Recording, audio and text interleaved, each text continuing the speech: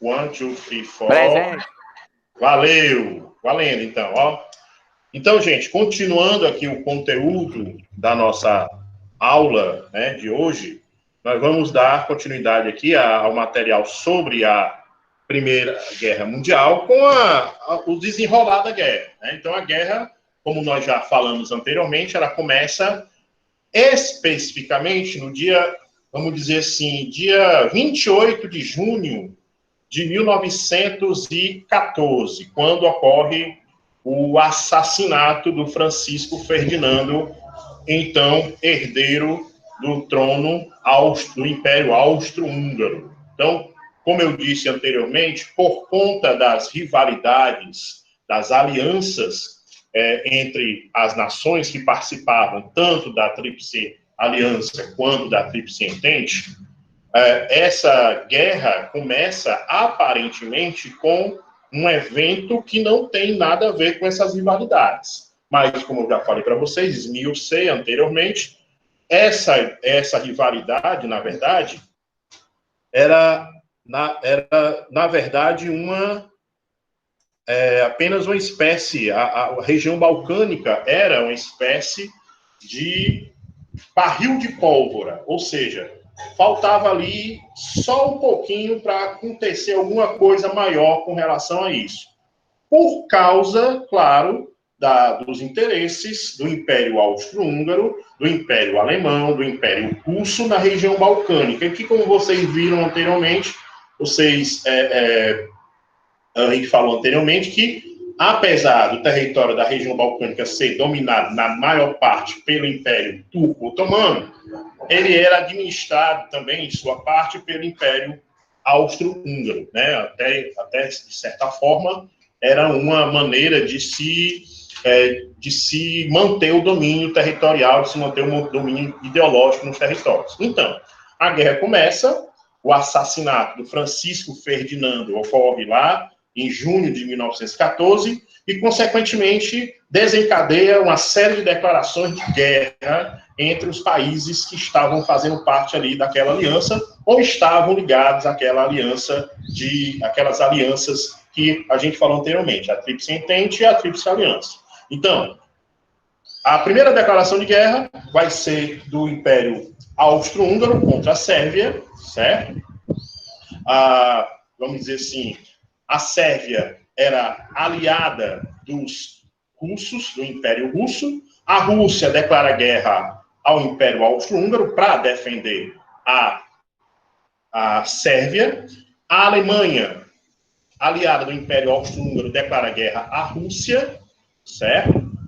A França, aliada da Rússia, e declara guerra também ao Império Alemão.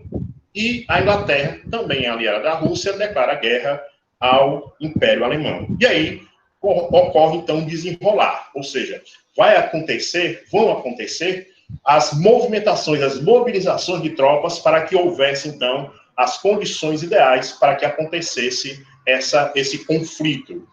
Aparentemente, seria um conflito que duraria pouco tempo, né? Os analistas da época diziam, vai ser uma guerra ali rápida, tal, aquela coisa toda. Não. O conflito se estendeu por 4 anos, né? 1914 a 1918. Aliás, mais de 4 anos, né? Na verdade, 4 anos e alguns meses depois, certo? Então, para a gente então entender o desenrolar dessa guerra, coloquei aqui no quadro, né? Questão da mobilização das tropas, certo?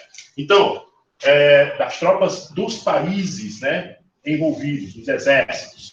Como eu disse anteriormente, durante a paz armada, os países estavam se preparando para vamos dizer assim, para um possível conflito, certo?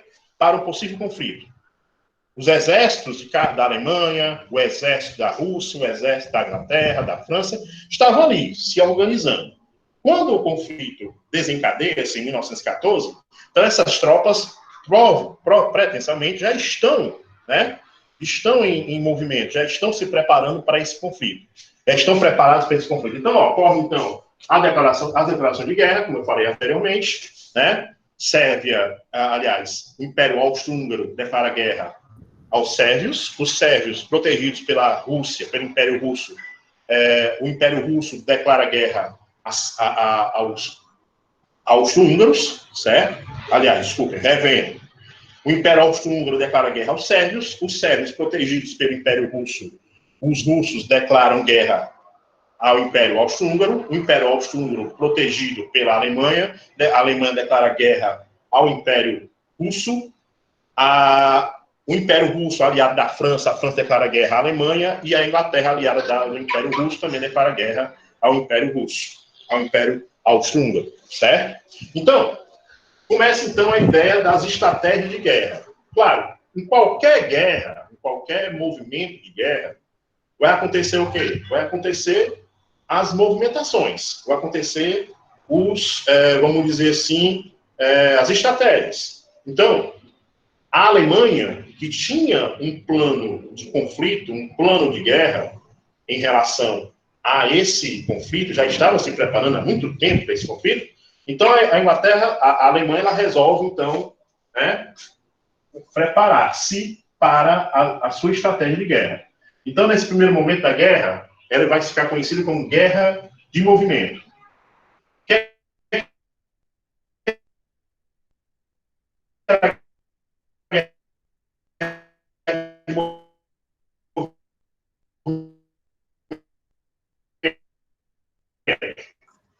Fábio.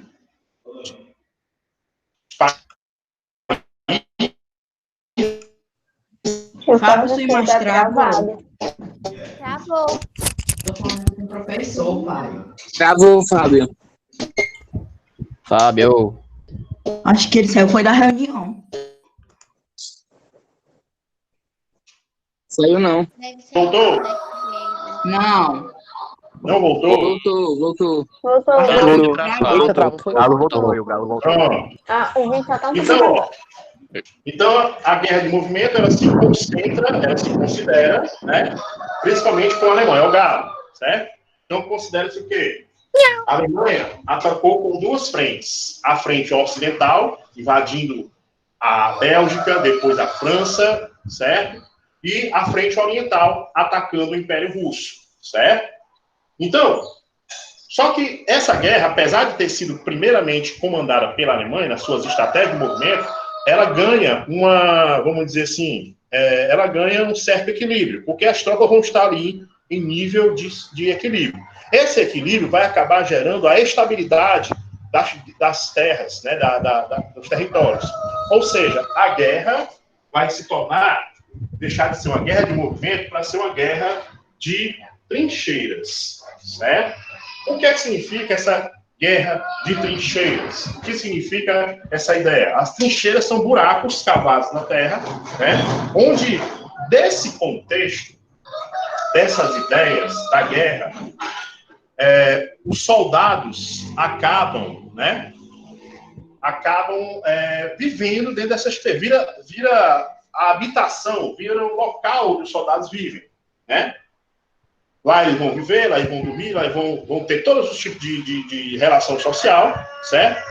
E acaba acontecendo que as trincheiras se tornam a marca principal da guerra. Lá mesmo, dentro das trincheiras, os soldados morriam, né, por conta das doenças, né, por conta dos combates, certo? Os ataques de gás. Então, a guerra em si não é uma guerra moderna, não é aquela guerra antiga em que o exército vinha de frente um para o outro, um atirava, depois o outro atirava, depois entrava em luta corporal. Não. A guerra agora é uma guerra de estratégias, onde cada um tenta garantir a posse dos territórios e, vez por outra, ataca a trincheira inimiga, ataca o lugar dos inimigos, né? Então, a guerra de trincheiras é a segunda fase da guerra, certo?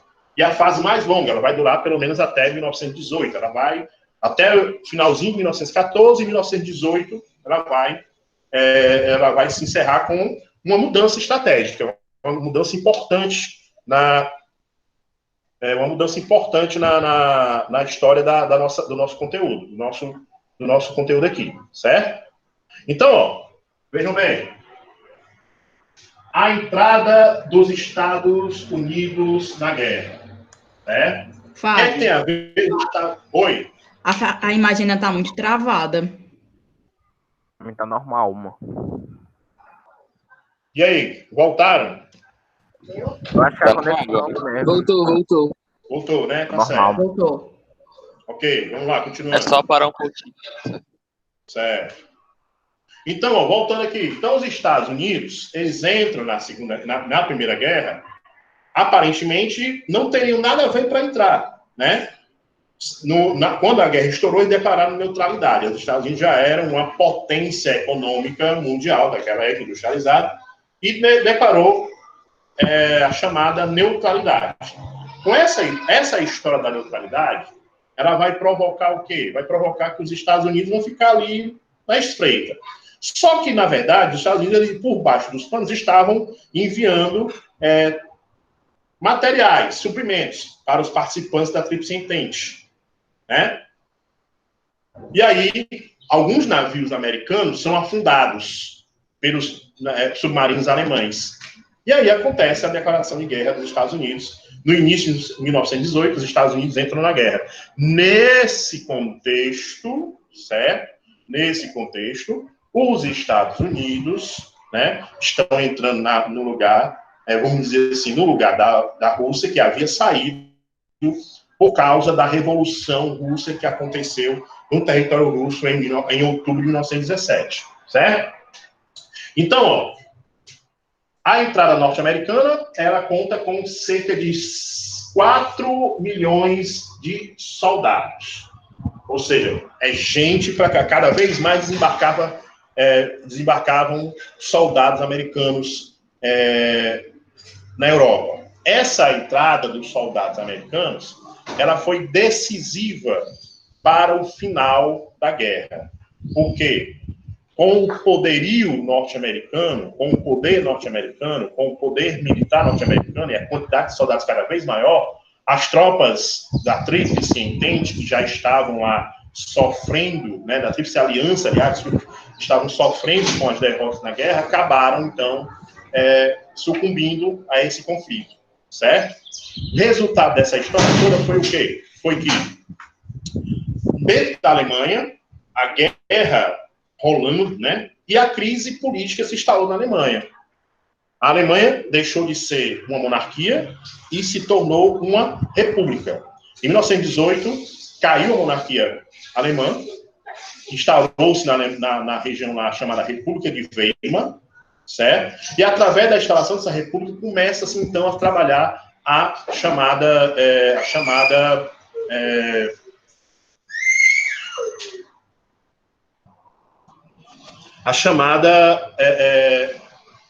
rendição alemã. Então, em novembro de 1918, depois da entrada norte-americana na guerra, começa então a acontecer os tratativos para o final da guerra. Então, em novembro de 1918, é assinado o Tratado de Versalhes. Esse Tratado de Versalhes é conhecido também como vamos dizer assim, a paz dos vencedores, certo? Essa paz dos vencedores, por quê? Porque ela impunha aos alemães pesadas sanções, pesadas restrições econômicas e políticas e militares. Por exemplo, pelo Tratado de Versalhes, a Alemanha, o Tratado de Versalhes ele acontece no dia 1918, novembro de 1918. Então, o Tratado de Versalhes, ele determina que a Alemanha não pode ter um exército superior a 100 mil homens, certo? Ele determina que a Alemanha tem que entregar suas forças, seus equipamentos bélicos aos vencedores da guerra. A Alemanha tem que devolver à França o território da Alsácia-Lorena, que havia sido tomado pelos alemães na Guerra Franco-Prussiana.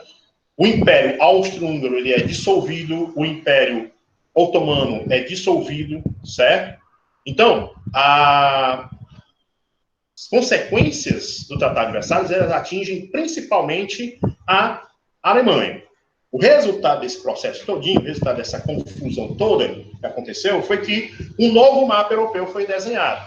Surgiram novos países, como a Grande Sérvia, que hoje é chamada, depois foi chamada de Iugoslávia, depois se separou novamente, certo? Surgiram territórios que antes países que não existiam, como a Tchecoslováquia, certo? O Império Austro-Húngaro, um lado foi a Áustria, para o outro lado foi a Hungria. ou seja, resultando numa remodelação gigantesca do mapa europeu.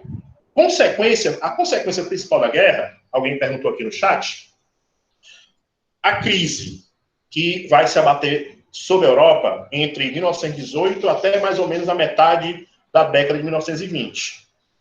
Então, nesse contexto da guerra, das consequências da guerra, países que participaram e que também não participaram diretamente da guerra vão sofrer com crises econômicas profundas. Por exemplo, a Alemanha vai ser uma delas. A Itália também vai sofrer um pouquinho. A Itália entrou na guerra, mas ela entrou do outro lado. Ela era da Tríplice Aliança, mas ela depois se aliou à Tríplice Entente. Né? Deu uma virada de mesa, mudou, como é que chama? Eu gosto de dizer aqui na linguagem do futebol, ela virou a casaca, certo? Ela era da Tríplice Aliança, mas durante a guerra se aliou à Tríplice Entente, esperando obter vantagens territoriais, vantagens essas que não tiveram sucesso. Então, o outro exemplo das consequências da guerra, da Primeira Guerra, é o surgimento dos movimentos autoritários. O nazifascismo, né? O nazismo, aliás, primeiro, o fascismo na Itália, através do Benito Mussolini, e o nazismo na Alemanha. E, mais na frente, a gente vai ver também nesse conteúdo, o surgimento da crise de 1929. Por quê? Os Estados Unidos, eles vão ser uma espécie de patrocinadores da recuperação econômica europeia, certo? Surgimento do nazifascismo, certo, Júlia?